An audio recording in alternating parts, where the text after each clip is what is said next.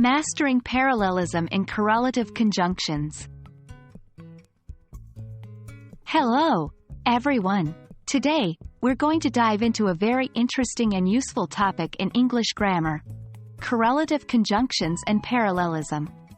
If you've ever wondered how to use correlative conjunctions correctly, you're in the right place.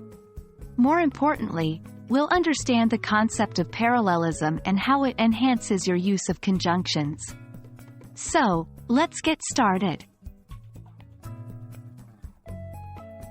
Correlative conjunctions are pairs of conjunctions that work together to coordinate words, phrases, or clauses.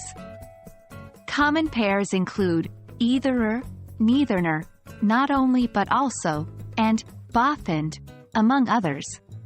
Here's a simple example using either. I will either go to the cinema or stay at home. The conjunctions either and or work together to connect the two possibilities.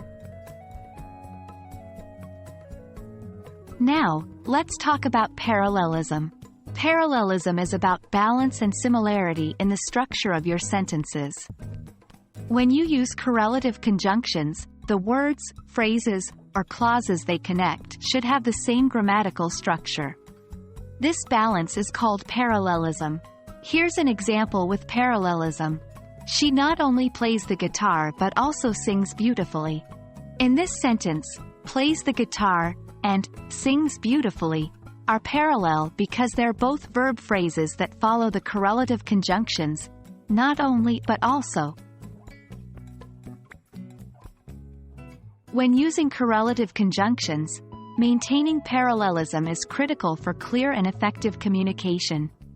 If the grammatical structure after each conjunction doesn't match, it can make the sentence confusing.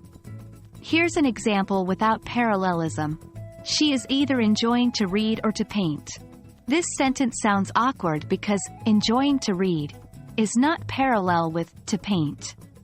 A better version of the sentence would be, she either enjoys reading or painting.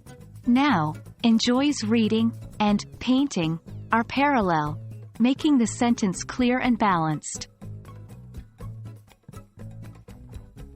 That's it for today's lesson on correlative conjunctions and parallelism.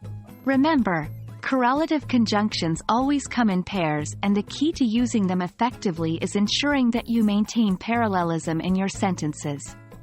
I hope you found this video useful and it makes your English writing and speaking clearer and more effective. Keep practicing and stay tuned for more English grammar lessons. Happy learning!